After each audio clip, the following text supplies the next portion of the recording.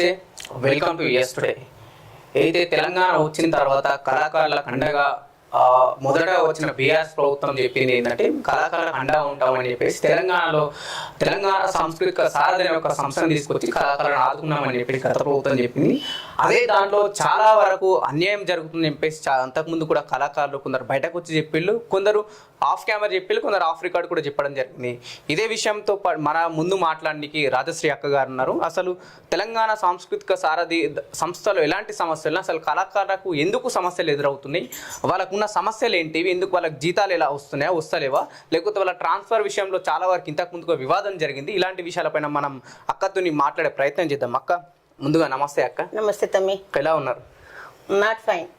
ఎందుకు అక్క? ఎందుకంటే గతంలో ఉద్యమంలో పోరాటం చేసి మొదటి విడతలోనే తెలంగాణ వచ్చిన తర్వాత తెలంగాణ సాంస్కృతిక సారథిలో ఉద్యోగం సంపాదించిన మీరు ఎందుకు బాగాలేదని చెప్తున్నారు? ఇప్పుడు ఉద్యమంలో ఎంత ఉత్సాహంగా పనిచేసినామో, తెలంగాణ రావాలి, మా బతుకులు బాగుండాలి, మా పిల్లల బతుకులు కూడా బాగుండాలి, రేపటి తరము నా తెలంగాణ బంగారు తెలంగాణ అని చెప్పుకోవాలి, నేను తెలంగాణ బిడ్డగా గుర్తించబడాలి, గర్వించేలాగా ఉండాలని ఎంతగానో ఆరాటపడ్డాము. ఆ స్వరాష్ట్రం కోసము, తెలంగాణ స్వరాష్ట్రం కోసము మా ఆటతోటి పాటతోటి కాలికి గజ్జ కట్టుకొని మేము తెలంగాణ స్వరాష్ట్రం కోసం ఎంతగానో పోరాటం చేసినాము. అది వచ్చేదాకా వదిలిపెట్టలేదు, అది సాధించుకున్నాం కూడాను. మనం ముందు మీకున్న సమస్యల్ని కానీ లేకుండా మీకు తెలంగాణ ఉద్యమం చేసిన విషయాల గురించి మాట్లాడే ముందు ఒక్కసారి అమరవీళ్ళని తలుచుకుంటూ ఒక పాట. తెలంగాణ స్వరాష్ట్రం కోసము ఎందరో తల్లులు తమ బిడ్డలను పోగొట్టుకున్నారు. అందులో నేను ఒకదాన్ని. నా కొడుకు కూడాను తెలంగాణ స్వరాష్ట్రం కోసము జై తెలంగాణ అంటూ ట్రైన్ కింద పడి చనిపోయాడు. అలాగే శ్రీకాంతాచారి, ఒక యాదిరెడ్డి, ఒక సుమను, ఒక సువర్ణ, పోలీస్ కిష్టన్న, ఇలా చాలామంది తెలంగాణ వస్త్రరాధాన్ని కలత చెంది తెలంగాణ స్వరాష్ట్రం కోసం ఎందరో బిడ్డలు అమరులయ్యారు. అలాంటి వాళ్ళ కోసము ఒక పాట. అయితే ఇక్కడ ఒకటి చెప్పాలి తమ్మి, నా కొడుకు చిన్నప్పుడు నేను తలకు స్నానం చేపిస్తూ ఉంటే ఉడుకు నీళ్ళు పోస్తే, అబ్బా మమ్మీ ప్లీజ్ ఎందుకమ్మా నా కొడుకు నీళ్ళు పోస్తే నాకు పడయమ్మా అని ఏడ్చేటువంటి కొడుకు. ఎంతోమంది అలాంటి కొడుకులు పెట్రోల్ పోసుకొని చనిపోయారు.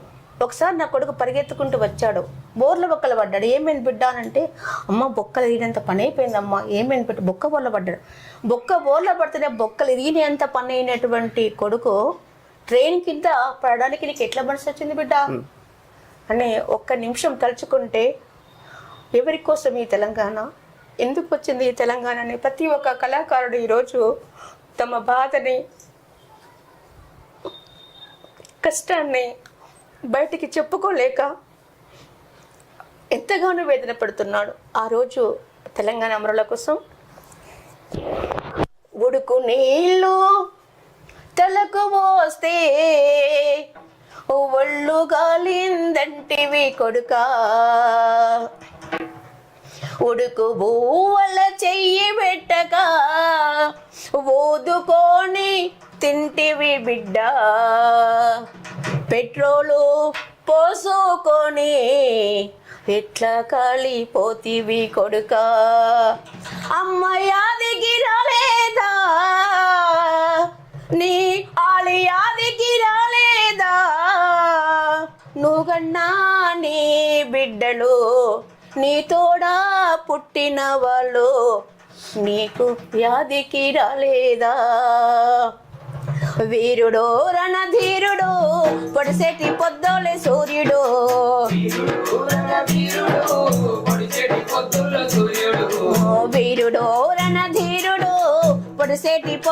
సూర్యుడు,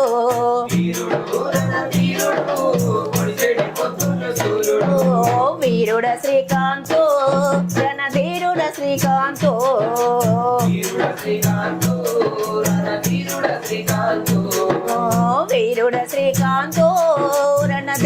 శ్రీకాంతు,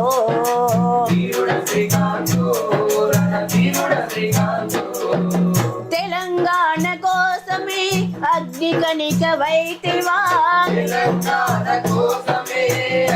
కణిక వైతివా, ఉస్మానియా క్యాంపస్ లో పొలికే కావైతివా,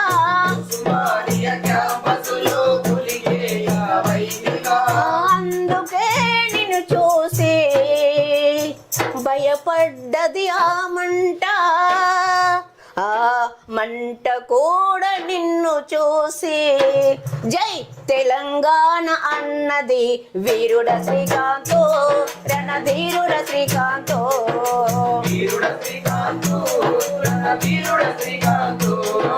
వీరుడ శ్రీకాంతో, రణధీరుడ శ్రీకాంతో,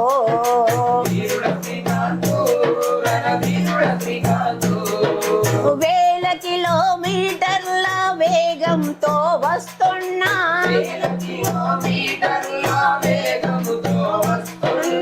ఎదురొచ్చే రైలుకు అడ్డంగా నిలబడి,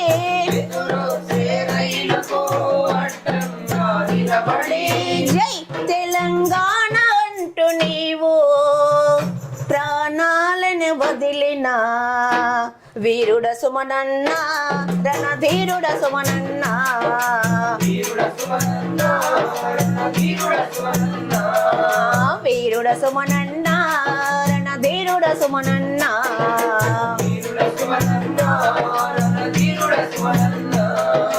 తెలంగాణ వస్తదో రాదో అని కలత చెంది, తెలంగాణ వస్తదో రాదో అని కలత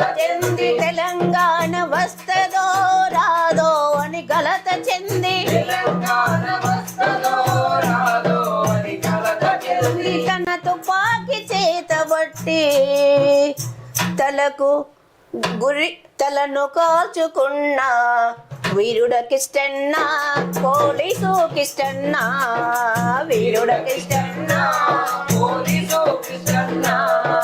వీరుడ కిష్టన్న, పోలీసు కిష్టన్న. ఈ విధంగా ఎందరో ఆడపిల్లలు కానీ మగవాళ్ళు కానీ బిడ్డలు తెలంగాణ స్వరాష్ట్రం కోసము అమరులయ్యారు. నిజంగా తెలంగాణ అంటేనే తెలంగాణ అమరవీరుల పాత్ర చాలా గొప్పది. ఇంకా తెలంగాణ ఉద్యమంలో మీ పాత్ర ఏంటిది? అసలు తెలంగాణ ఉద్యమంలో మీరు ఏ విధంగా ఉద్యమం చేశారు? నేను యాక్చువల్లీ నాది వరంగల్ జిల్లా, నాన్న ఫ్రీడమ్ ఫైటరు, నా భర్త గొప్ప జర్నలిస్టు ఖమ్మం. 2001లో నేను పార్టీలో జాయిన్ అయ్యాను. తెలంగాణ అంటే బాగా ఇష్టం, మన ఆట మన పాట అవన్నీ కూడాను చాలా అధికమైన నేను తెలంగాణ బిడ్డని అని గర్వంగా చెప్పుకునేలాగా నేను తెలంగాణ రావాలి, తెలంగాణ బతుకు చిత్రాన్ని చూసిన దాన్ని, వాళ్ళ కడగళ్ళని వాళ్ళ కష్టాలను చూసినటువంటి దాన్ని. కాబట్టి ఇంతమంది బిడ్డలు బాధలు పడుతున్నారే, తెలంగాణ వస్తే మన బతుకులు మారతాయేమో, నేను నా వంతుగా నేను కూడాను నీడు సైతం ప్రపంచాగ్నికి సభ్యతైన చాలు అంటాడు మహాకవి శ్రీశ్రీ. ఆ విధంగా నేను సైతం కూడా తెలంగాణ స్వరాష్ట్రం రాలిపోయిన బాధ లేదు, తెలంగాణ స్వరాష్ట్రం కోసం నేను ఖచ్చితంగా ఇందులో జాయిన్ అవ్వాలి, తెలంగాణ స్వరాష్ట్రాన్ని సాధించాలని ఒక ఉద్దేశంతో నేను తెలంగాణ బాట పట్టిన. 2001 నుంచి పార్టీలో జాయిన్ అయిపోయి జేఏసీ ద్వారా అనేక ఉద్యమ సంస్థల నుంచి అన్ని ఉద్యమ సంస్థలు జేఏసీ పుట్టుకొచ్చింది. అందులో అన్ని పార్టీలు విలీనమైపోయి కూడాను జేఏసీ నుంచి వెళ్ళి మన తెలంగాణ స్వరాష్ట్రం కోసం ఎందరో మేధావులు కూడా అందులో అడుగు వేశారు. వాళ్ళతో పాటుగా నేను కూడా తెలంగాణ స్వరాష్ట్రం సాధించుకోవటంలో కూడా నా వంతు పాత్రగా ఆట ద్వారా, మాట ద్వారా, పాట ద్వారా, నా యొక్క స్పీచ్ ద్వారా కానివ్వండి, తెలంగాణని ప్రజలను ఉత్తేజపరిచి తెలంగాణ స్వరాష్ట్రం కోసం మనం అందరం బాగుపడాలి, మనం ముందు నడవాలి అని చెప్పేసి అనుకొని తెలంగాణ కోసం నా వంతునిగా ఆట పాట మాట ద్వారా ముందుకు వెళ్ళాను. అంటే మీరు ఈ పోరాటం చేస్తున్న సమయంలోనే ప్రత్యేకంగా మీకు గుర్తింపు తెచ్చిందంటే పాటలు. ఈ పాటలు పాడనే ఒక ఆలోచన ఎలా వచ్చిందంటారు? అంటే నాన్న చిన్నప్పుడు ఆయన వేమన శతకాలు, బ్రహ్మంగారి కాలజ్ఞానాన్ని ఎక్కువగా పాడుతుండేవాడు. నా యొక్క తండ్రి యొక్క ఉద్దేశం, మన బాపు అంటాం తెలంగాణ బాపు, నాయన యొక్క ఉద్దేశం ఏంటంటే సమానం కోసము, నవ సమాజం కోసము, సమానత్వం కోసం పాటుపడేవాడు. ఎప్పుడు కూడాను ఆయన ఎవరైనా దళిత బిడ్డలు కనబడ్డా కూడా వాళ్ళ కిందకు వద్దు బిడ్డ కొమరి లేరా లేరా అని చెప్పేసుకొని ఇది చేసేవాడు. అప్పుడే తండ్రి సమాజం కోసం, నవ సమాజం కోసం మనమంతా ఒకటే అనేటువంటి భావాన్ని మాలో కల్పించాడు. అందులో నేను బాగా దాన్ని అవపోసలు పట్టుకున్నాను. నా తండ్రి ఈ విధంగా ఉండేవాడు కదా, నేను ఎందుకు నా తండ్రి బాటలో నడవకూడదు అనుకుని అప్పటి నుంచి ఒక రెబల్గా ఎదిగాను.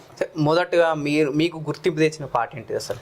ఒక పాట అది నేను మా ఆయన కలిసి రాసినాము పాట. ఎస్టుడే ఛానల్ కోసం. Okay okay. అయితే ఏ విధంగా తెలంగాణ స్వరాష్ట్రం కోసము తెలంగాణ ఎందుకు కావాలి, ఎన్ని జిల్లాలు ఏ విధంగా తెలంగాణ కోసం ఎగబడుతున్నాయని చెప్పేసి ఒక పాట వేసాము. బలే బలే బలే బలే బలే తెలంగాణ బలే బలే బలే బలే బలే బలే బలే తెలంగాణ బలే బలే తెలంగాణ బలే బలే రణ తెలంగాణ బలే బలే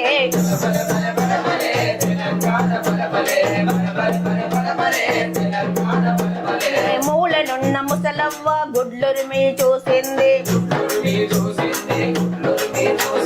పాలు దాగే పసి పిల్లడు పరుగునందుకున్నాడు, నగలి పట్టిన రైతన్న ముందుకెళ్తాడు కానీ వాడు ఎదురు తిరుగుతున్నాడు. ఎందుకోసం తెలంగాణకు. నగలి పట్టిన రైతన్న ఎదురు తిరిగి సాగినాడు,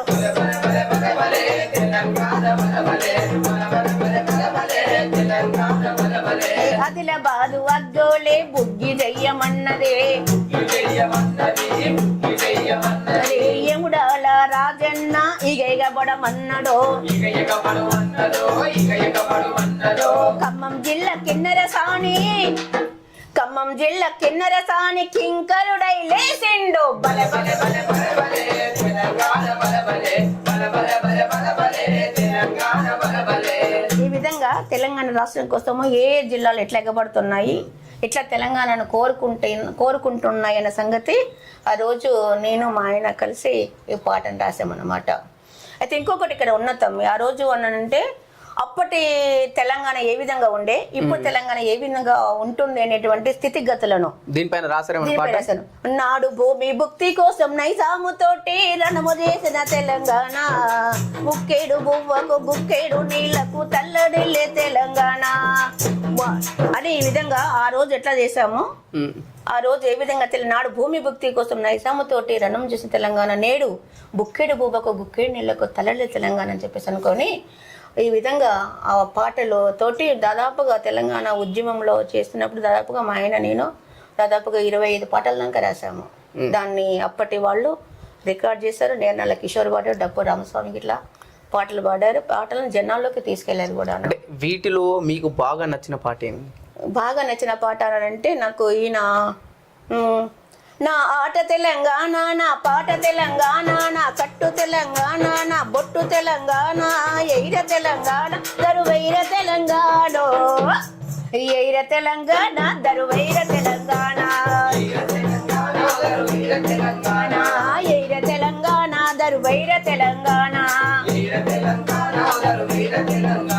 ఈ పాటనే మన తెలంగాణ భాషను యాసను ఎవరైతే వక్రీకరించి మోటు భాష అనేటువంటి పదాన్ని ఎవరైతే వాడారో, ఇతర ఎవరైనా కూడా వాడారో, నాది నా బొట్టు ఇది, నా కట్టు ఇది, నా గోచి, నా గొంగడి, నా ఆట, నా పాట, నా గజ్జ ఇది, నేను ఇలాగే బతుకుతా అనేటి నాకు సగర్వంగా నేను తెలంగాణ బిడ్డను చెప్పుకునే పాటను అద్భుతంగా ఆ పాట రాసిన గూడ అంజన్న గారికి శతకోటి వందనాలు. అన్నగారు మన మధ్యలో లేరు, అద్భుతంగా ఈ పాటను రాశారు. ఆ పాట నాకు మహాప్రాణం. ఈ ఉద్యమం చేస్తున్న సమయం నుంచి తెలంగాణ వచ్చిన తర్వాత మీ పరిస్థితి ఎలా ఉందంటారు? ఎందుకంటే మీకోసం కేసీఆర్ గారు ప్రత్యేకంగా మొదటగా ముఖ్యమంత్రి అయినప్పుడు తెలంగాణ సాంస్కృతిక సారథ్యం ఒక సంస్థను ఏర్పాటు చేసిళ్ళు. మీలాంటి ఎందరో కళాకారులకు ఉద్యోగం ఇచ్చిళ్ళు, కానీ దాంట్లో చాలా వివాదాలు జరిగేది. ఇది ఎలా చూస్తారు? తెలంగాణ వచ్చిన తర్వాత, తెలంగాణ రాకముందు కేసీఆర్ గారు ఒక మాట అన్నారు, మీరు ఈ పాటలు పాడుతూ తెలంగాణ స్వరాష్ట్రం కోసం మీరు ఎంతగానో కష్టపడతాను కదా బిడ్డలారా అని ఏం చేశాడు కదా అంటే, మీకు ఒకటి ఉద్యోగం అనేటువంటి ప్రతి ఒక ఉపాధి కల్పిస్తానన్నారు ఆయన అన్నట్టుగానే తెలంగాణ ఏర్పడిన తర్వాత అందరినీ ఒక దగ్గర ఏర్పాటు చేసి ఒక సంస్థను తెలంగాణ, ఇప్పుడు మీరు చెప్పారు కదా టిఎస్ఎస్ తెలంగాణ సంస్కృతి సంస్థను ఒకటి ఏర్పాటు చేసి దాంట్లో కళాకారులని మీరు ఉద్యోగస్తులుగా మీరు నియమించబడ్డారు, మీకు ఈ విధమైన వేతనం ఉంటుందని చెప్పేసి అని కల్పించి మమ్మల్ని ఒక ఉద్యోగస్తులుగా ఏర్పాటు చేశారు. మమ్మల్ని దేనికి అనుసంధానం చేశారంటే ఇన్ఫర్మేషన్ డిపార్ట్మెంట్ డిపిఆర్ఓ సమాచార శాఖ కింద మమ్మల్ని కోఆర్డినేటర్గా సిఓస్గా, అంటే కోఆర్డినేటర్ అంటే ప్రజలకి ప్రభుత్వానికి మధ్యన వారధులు అంటే వారధులు అంటే వంతెన. ప్రభుత్వం ఏ సంక్షేమ పథకాలు ప్రజలకు చెప్తుందో చేస్తుందో దాన్ని మేము కళాకారులుగా ఆట పాట మాట ద్వారా జనాలకి తెలియపరచాలి. అంటే ఈ విషయంలో మీలాంటి వాళ్ళు అసంతృప్తి చెందారా కాస్త? అసంతృప్తి అంటే మళ్ళీ మా బతులు రోడ్ల మీదకే వచ్చినాయి కదా అనేటువంటి వాళ్ళు కొద్దిమంది నారాజన్యంలో, కొద్దిమంది ఏమో మనకి పాటనే ప్రాణం కదా, ఈ మాట ద్వారా మనము ఇష్టంగా ఉండి కూడా కొద్దిమంది దీనిలో ఇష్టంగా ఉండి కూడా పని చేసుకుంటున్న వాళ్ళు కూడా ఉన్నారు. అంటే ఏదైతే అసంతృప్తిగా ఉన్న వాళ్ళు అప్పుడున్న ప్రభుత్వానికి ఈ విషయాలు తెలియజేసే ప్రయత్నం చేసి లేవన్నా? అర్థం కాలేదు. అప్పుడు ఏదైతే అసంతృప్తిగా ఉన్న వాళ్ళు మేము కోఆర్డినేటర్ కాదనే విషయాలు మీరు చెప్పారు కదా, ఏదో ఈ దీంట్లో అసంతృప్తి ఉన్న వాళ్ళు అప్పుడున్న కేసీఆర్ ప్రభుత్వం బీఆర్ఎస్ ప్రభుత్వానికి మీ సమస్యలు చెప్పడానికి ప్రయత్నం చేశారని? చెప్పడానికి కేసీఆర్ దగ్గర దాకా పోవడానికి మాకు ఎప్పుడూ టైం అనుకూలించలేదు అనుకుంటామా, అది మా తలరాత అనుకుంటామా, కానీ మేము ఎప్పుడు కేసీఆర్ దాకా పోయి చేసుకొని 10 సంవత్సరాల బట్టి ఇదే ఉద్యోగంలో ఇదే 24,500 రూపాయల జీతం కింద 10 ఏళ్ల కింద నిర్మించబడ్డాము. పెట్రోల్ ఛార్జీలు పెరిగినాయి, కిరాయిలు పెరిగినాయి, నిత్యావసర వస్తువులు పెరిగాయి, కానీ మా జీతం మటుకు పెరగలేదు. అదే జీతము. ఈ సమస్యల పైన ఏమైనా పాటలు రాసారా మీరు? ఇది ఇప్పుడున్న సమస్యల పైన మేము ఎదుర్కొంటున్న సమస్యలు, కళాకారుల సమస్యలు కావచ్చు, లేకుంటే మీరు ఎదుర్కొంటున్న సమస్యలు కావచ్చు, వీటిపైన ఏమైనా పాట? ఇక మేము ఎదుర్కొనేది మా బతుకు, మా పాట, మా మాట అదే. ఇంకా మేము ఎదుర్కొనే సమస్యను చెప్పుకుందామన్నా కూడా అని వినే నాదుడు అక్కడ లేడు. అంటే మేము ఇట్లా బాధలు పడుతున్న సంగతి అందరికీ తెలుసు, అధికారులకు అందరికీ కూడా తెలుసు, గత ప్రభుత్వానికి తెలుసు, గత ప్రభుత్వంలో పనిచేసిన అధికారులకు కూడా తెలుసు. మేము ఎన్ని బాధలు పడుతున్నామో, ఎన్ని బాధలు పడుతూ మేము ఉద్యోగాలు చేస్తున్న సంగతి అందరికీ తెలుసు. మా బతుకు చిత్రం ఇది అని చెప్పుకోవడానికి, మేము పాట రాసుకోవడానికి కోసం అంత పెద్దగా అక్కడ ఏమీ లేదు. వాళ్ళకన్నీ తెలుసు కాబట్టి మా బతుకును వింటున్నారు కదా, చూస్తున్నారు కదా అనుకున్నాను తప్ప కానీ అంత రాసుకోవడానికి లేదు. వీళ్ళు చేసిన కార్యక్రమాల గురించి జనాలకి చెప్పడంతోనే సరిపోయింది మాకు. ఈ కార్యక్రమాల గురించి ఏమైనా పాటలు అప్పుడున్న బీఆర్ఎస్ ప్రభుత్వం చేపట్టిన అప్పుడు చేసినది ఇప్పుడు ఒకటే చెప్పేది ఏంటంటే సంక్షేమ పథకాలు, కళ్యాణ లక్ష్మి ఉంది, చెత్త బండి, మన స్వచ్ఛ సర్వేక్షణ ఉంది, మొక్కలు నాటేటువంటిది, మొక్కల లాభాలు ఏంటి, మరి ఎందుకు మనం మొక్కలను పెంచుకోవాలి, మన పరిశుభ్రత వల్ల ఎందుకు పరిశుభ్రంగా ఉండాలి, ఈగల దొమల వల్ల లాభాలు నష్టాలు ఏంటి, ఇలాంటివన్నీ కూడా ఒక పాటల రూపంలో తీసుకొని జనాలకి ఈ విధంగా ఉండాలి, ఇట్లా ఉండాలి, అట్లా ఉండాలని మేము జనాలకి తెలియపరుస్తూ ఉన్నమాట. పర్యావరణం గురించి మా ప్రేక్షకుల కోసం ఒక పాట. అమ్మలారా, అక్కలారా, అన్నలారా, తమ్ములారా, అమ్మలారా, అక్కలారా, అన్నలారా, తమ్ములారా, మన అందరి ఆరోగ్యం మన చేతిలో ఉన్నది, అది స్వచ్ఛ సర్వేక్షణలో నా అక్కలారా, అక్కలారా, భాగస్వాముల ఉదామమ్మో తల్లులారా, ఇంటి ముందు పరిసరాలు ఉంచకుంటే శుభ్రంగా, ఈగలు దోమలు చేరి అంటూ వ్యాధి ప్రబలేను, ఈగలు దోమలు చేరి అంటూ వ్యాధి ప్రబలేను, స్వచ్ఛ సర్వేక్షణలో నా అక్కలారా, అక్కలారా, భాగస్వాముల ఉదామమ్మో తల్లులారా,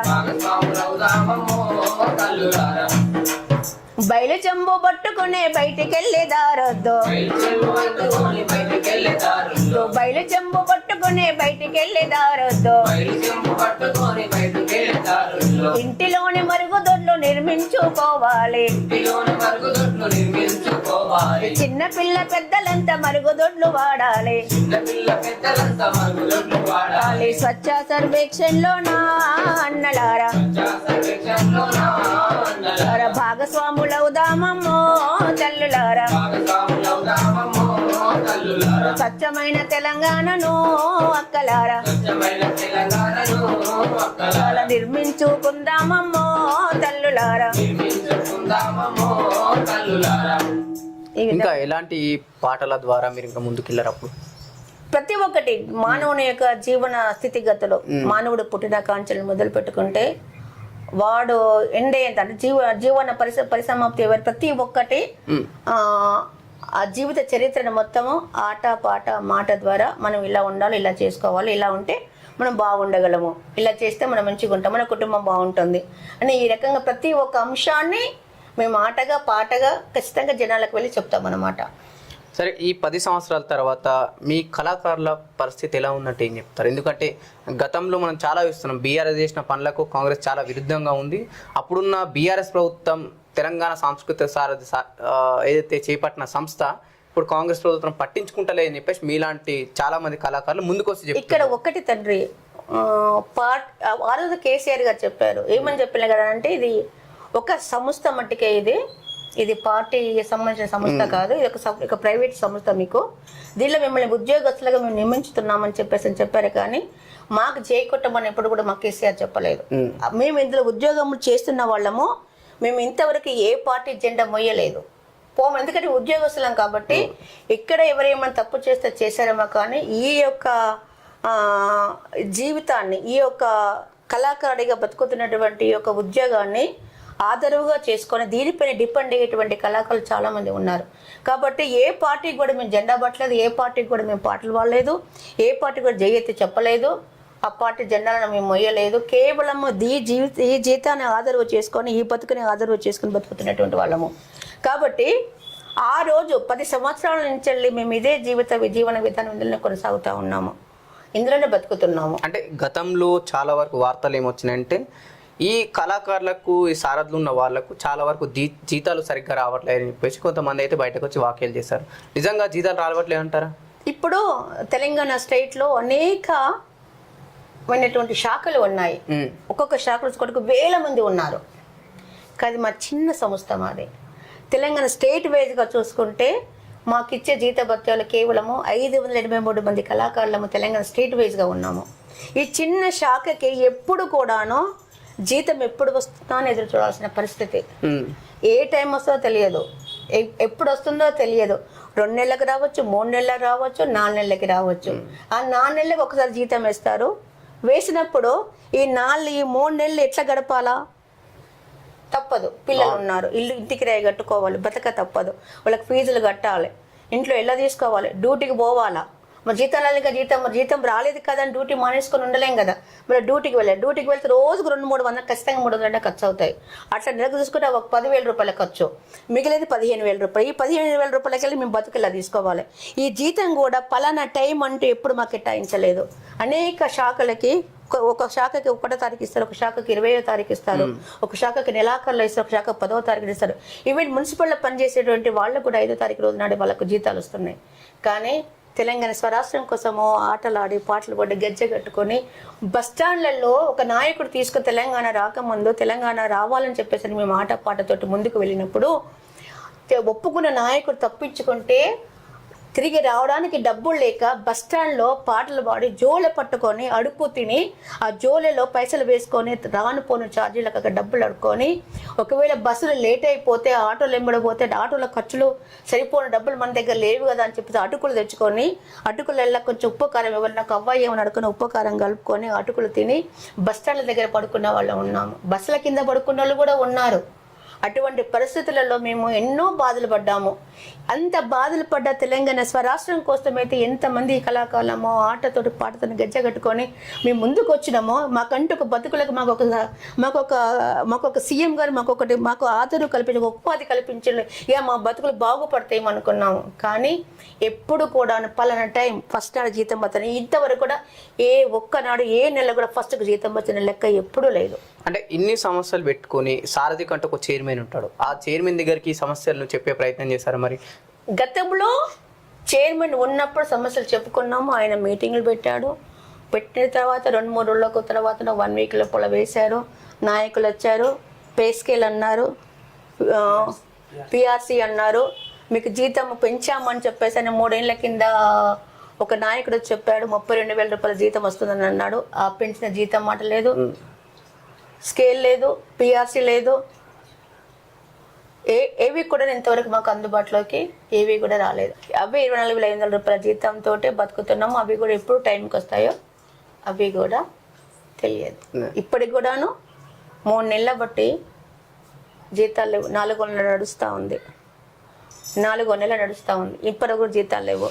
ఈ యొక్క విధి నిర్వహణలో పోతూ ఉంటే వస్తూ ఉంటే హార్ట్ అటాక్తో చనిపోయిన వాళ్ళు, యాక్సిడెంట్ల రోడ్ల పాలైన వాళ్ళు, కాలు చెయ్యి విరిగిన వాళ్ళు కూడా ఉన్నారు. వాళ్ళకి కూడా కనీసం చూపించుకోవడానికి డబ్బులు లేకపోతే కనీసం హెల్త్ కార్డ్ అన్న ఉంటే హెల్త్ కార్డు కూడా లేదు, ఇన్సూరెన్స్ లేదు, హెల్త్ కార్డ్ లేదు. వాడు పెళ్ళం లాస్ట్కి వస్తే పెళ్ళం పుస్తలు తాకట్టు పెట్టి ఆ డబ్బులు సరిపోకపోతే అడుక్కొని నాకు ఇలా కావాలని అడుక్కొని తిన్నటువంటి పరిస్థితుల్లో సరైన వైద్యం అందక కూడా చనిపోయినటువంటి కళాకారులు కూడా నేడు మా సంస్థలో ఉన్నారు. ఇప్పుడు ఎలా ఉంది సంస్థ పరిస్థితి? ఎందుకంటే ప్రభుత్వం చేంజ్ అయింది కదా. ఇప్పుడు సంస్థ ఎలా ఉంది కదా అని అంటే, ప్రభుత్వం వచ్చేసి 6 నెలలు గడుస్తుంది. ఇంతవరకు కూడాను మమ్మల్ని పట్టించుకున్న నాదురు ఎవరు లేరు. అంటే అసలు మా విషయాన్ని కూడా చెప్పడానికి కూడా మాకంటూ ఒక అధికారులు కానీ నాయకులు కానీ ఎవరు లేరు. దాన్ని తీసుకెళ్ళి సీఎం గారి దృష్టికి తీసుకెళ్తాము. దీని విషయం సార్ మా వల్ల మేము ఎంతగానో కష్టాలు పడ్డామో, తెలంగాణ స్వరాష్ట్రం కోసం ఉద్యమించిన వాళ్ళము, మా బతుకులు ఇలా ఉన్నాయి, మా చిన్న సంస్థ, మా చిన్న శాఖ మాది, అంతా చేస్తే ఒక 583 కళాకారులు ఉన్నాము, మాకు సరైన జీతభత్యాలు లేవు, మేము దీని మీద డిపెండ్ అయ్యి బతుకుతున్నాము, దయచేసి మాకు చూడండి అని చెప్పడం కోసము మా పైన ఉన్నటువంటి చైర్మన్స్ కానీ అధికారులు కానీ పెద్దలు కానీ ఎవరు పట్టించుకోరు. అది అసలు మా చైర్మన్ ఇప్పుడు లేరు. మాకు ఈ సంస్థకి చైర్మన్ ఎవరో కూడా మాకు తెలియదు. చైర్మన్ ఉన్నాడో లేదో తెలియదు, చైర్మన్ ఎవరో తెలియదు. అది మా బాధ, మా గోస, మా కన్నీళ్ళతోటే మేము బతుకుతా ఉన్నాం. ఎప్పుడు వస్తే జీతాలను ఎదురుస్తూ ఉన్నాం. అది పరిస్థితి. ఎలా ఉండబోతుంది అయితే ప్రభుత్వానికి మీ తరపు నుంచి వినతి పత్రాలు ఏమైనా ఇవ్వదలుచుకున్నారా? ఇప్పుడు రీసెంట్లీ ఒక తమ్ముడు అక్కడ వైద్యం అందక ఈరోజే మరణం చెందాడు. చాలామంది హెల్త్ ఇష్యూస్ వల్ల చాలామంది రోడ్ల పాలై చనిపోతున్నారు. ఎవరైనా చనిపోతే ప్రతి శాఖల్లో కూడా ఎక్స్గ్రేషియాలు ప్రకటిస్తారు. మేము పదవి విరమణ పొందిన తర్వాత కూడా గదే మా జీతం, వస్తే వచ్చిన జీతంతో వస్తే అట్లాగే చావాలి. ప్రతి శాఖలో కూడా ఎక్స్గ్రేషియాస్ ప్రకటిస్తూ ఉంటారు. కానీ మేమే మా కళాకారులు ఉండి ఆ కళాకారుడు చనిపోయాడు, ఆ యొక్క కుటుంబము ఆధారం లేకుండా అయిపోయింది. ఆయన భార్య పిల్లలు ఆగమైపోతారు. మరి ప్రభుత్వము ఎలాగో ఆదుకోవటం లేదు కాబట్టి, ఎటువంటి ఎక్స్గ్రేషియా ప్రకటించలేదు కాబట్టి, మేమే మా కళాకారులము మనిషికి 1,000 రూపాయలు కలుపుకొని 5,83,000 రూపాయలని ఆ యొక్క చనిపోయినటువంటి ఆ కళాకారుల కుటుంబానికి అందజేస్తున్నాము. ఇంతవరకు గవర్నమెంట్ నుంచి 1 రూపాయి కూడా లేదు. ఒక రూపాయి కూడాను ఆ చనిపోయిన కుటుంబ బాధితునికి 1 రూపాయి కూడా ఇచ్చింది లేదు. ఎందుకంటే తెలంగాణ ఉద్యమంలో ఒక కీలక పాత్ర పోషించిన మిమ్మల్ని గత ప్రభుత్వం కానీ ఇప్పుడు ప్రభుత్వం ఎందుకు పట్టించుకుంటుంది అంటారు? అదే అర్థం కావటం లేదు. ఎందుకు ఇంతగా తెలంగాణ రాకముందు మా బాధలు అవే ఉండే, తెలంగాణ వచ్చిన తర్వాత అవే బాధలు ఎదుర్కొంటున్నాము. మరి దీనికి అంతరికి ఎవరు ఇక్కడ అధికార లోపమా, మాలో లోపమా, మాలో ఏ లోపమా, ఎవరు ఏది మాకు ప్రభుత్వం ఏది చెప్తుంది, మేము ఏం చేయాలి, అది మేము చేస్తున్నాము. మరి అప్పుడు ప్రభుత్వంలో ఉన్నప్పుడు ఎంతో కొంతవరకు ఇదైనాయి. మరి ఈ యొక్క ప్రభుత్వానికి తెలియపరచాలి అంటే ఒక నాయకుడు ఉండాలి. ఒక నాయకత్వం ఉండేసేసుకు నాయకుడు ముందుకు, నాయకుడు అంటే ప్రస్తుతం తెలంగాణ ఇప్పుడు ఉన్నటువంటి ఒక సంస్థకి నాయకుడు లేకుండా అయిపోయాడు, చైర్మన్ అంటూ లేకుండా అయిపోయాడు. ఈ ప్రభుత్వం వచ్చిన తర్వాత ప్రభుత్వ కార్యక్రమాల్లో ఏమన్నా పార్టిసిపేట్ చేశారా? ఇప్పుడు రేషన్ కార్డు చూపిస్తే, ఆధార్ కార్డు చూపిస్తే చాలు బస్ ఫ్రీ అన్నారు కదా. 6 సంక్షేమ పథకాలను ఇప్పుడు ఎవరు మన రేవంత్ రెడ్డి గారు పెట్టారు. 6 ఈ పథకాలను తీసుకెళ్లిన జనాలు, ఇప్పుడు ఆయన చెప్పినట్టు పథకాలని మేము జనాలకు తెలియజెప్తున్నాము. తీసుకెళ్లారా? పాటల ద్వారా పాటలు తీసుకెళ్తున్నాం, పాటలు జనాల్లో స్పందన కూడా వస్తుంది. ఒకసారి ఇప్పుడు ప్రజాపాలన వచ్చింది, ఇందిరమ్మ రాజ్యం వచ్చింది, ఆయన సంక్షేమ 6 గ్యారెంటీలను పెట్టారు. అది మేము పాట ప్రజల్లోకి తీసుకెళ్తున్నాము. ఇందిరమ్మ రాజ్యం వచ్చెనో అక్కలారా, ప్రతి ఇళ్ళకు వెలుగు తెచ్చెనో తల్లులారా,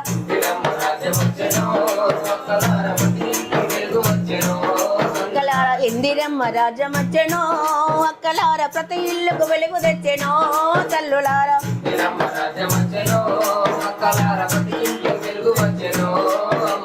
ప్రజాపాలన తోటి పథకాలు అందించే,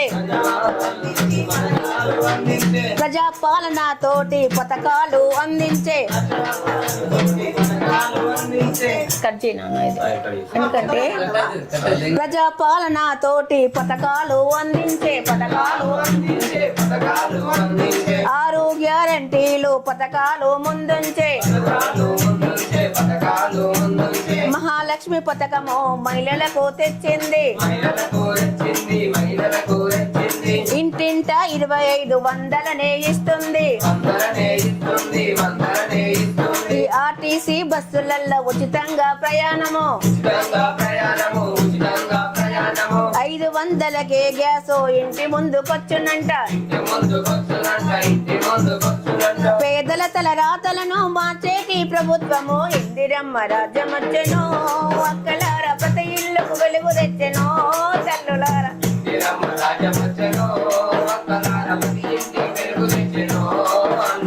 ఇల్లు లేని పేదోళ్లకు ఇందిరమ్మ ఇళ్ళనిచ్చే ఇల్లు జాగా ఉంటేనే 5 లక్షలు ఇచ్చునంట కౌలుకిచ్చే రైతులకు 1500 గృహజ్యోతి పథకముతో కరెంటు వెలుగులొచ్చే 200 యూనిట్లు ఉచితంగా ఇచ్చెదరు చేతగాని వారికి చేయూత పెన్షన్ అంట రాష్ట్ర ప్రగతి గ్యారెంటీలు ఇచ్చేటి రాజ్యం అంట రాజ్యం వచ్చెను అక్కలారా.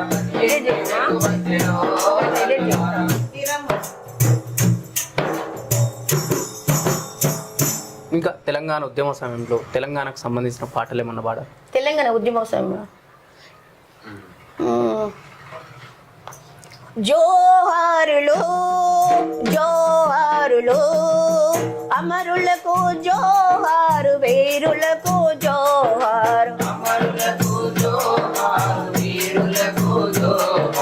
అమరులకు జోహారు వీరులకు జోహారు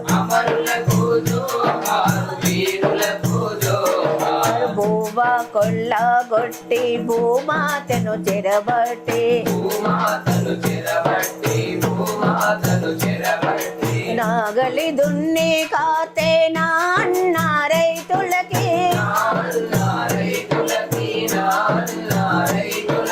నాట్లేసే తల్లులకి బరి మీద చెరబట్టిన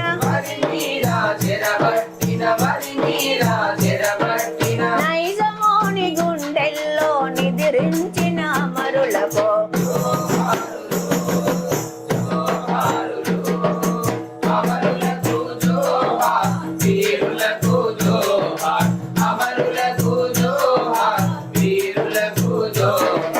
కన్ను పాప చూపుల్లా కన్నీటి పాటల్లా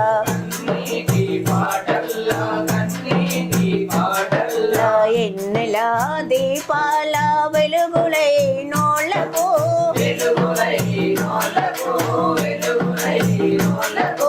ఏటి పాయల నీటి ఊటల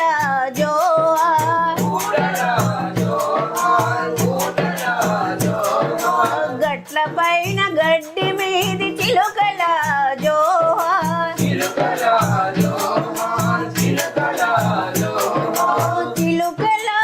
జోహార్ వరి మొలకల జోహార్ జోహారులో జోహారులో అమరులకు జోహార్ వీరులకు జోహార్ అమరులకు జోహార్ వీరులకు జోహార్ అమరులకు జోహార్ వీరులకు జోహార్ అమరులకు జోహార్ వీరులకు జోహార్. ఫైనల్గా ఇప్పుడున్న కాంగ్రెస్ ప్రభుత్వానికి మీ కళాకారుల సమస్యల గురించి ఏం చెప్పదలుచుకున్నారు? ప్రభుత్వాన్ని ఎలా స్పందిస్తే మీ ప్రాబ్లమ్ సాల్వ్ అవుతాయి అనుకుంటున్నారు? దయచేసి ప్రభుత్వానికి మేము తెలియజెప్పేది ఏంటంటే, సార్ మాది చిన్న శాఖ, కొద్దిమంది 583 మంది కళాకారులు ఉన్నాము. కేవలము ఈ ఆటనే పాటనే ఆదరువుగా చేసుకొని దీనిపైన ఆధారపడే కళాకారులు చాలామంది ఉన్నారు.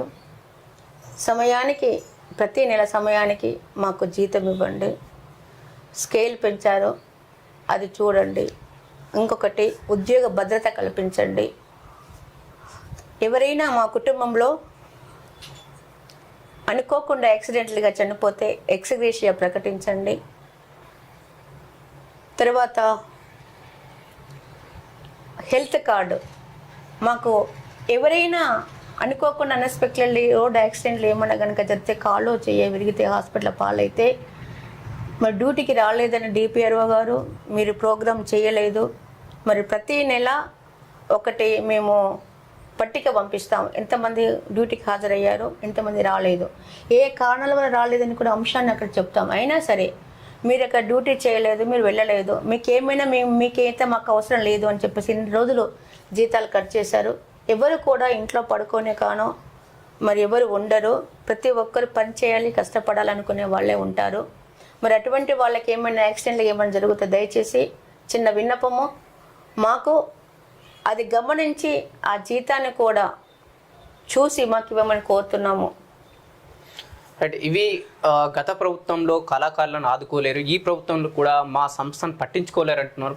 చాలా వరకు కళాకారులు ఆఫ్ కెమెరా చెప్తున్నారు. ఈ రాజశ్రీ అక్క కాస్త ధైర్యం చేసి ముందుకు వచ్చి అందరి కళాకారుల సమస్యలు ఉండి నా సమస్యలు కూడా చాలా ఉన్నాయి, మా ప్రత్యేకంగా మేము ట్రావెలింగ్ చేయలేకపోతున్నాం, మా ట్రాన్స్ఫర్లకు చాలా ఇబ్బంది అవుతుంది, మా ఖర్చులకు వెళ్ళట్లేదు, మా జీతాలు రావట్లేదు అని చెప్పేసి వాళ్ళ సమస్యలు ప్రభుత్వం వింటదని చెప్పేసి మా ఛానల్ నుంచి మేము కోరుకుంటున్నాం.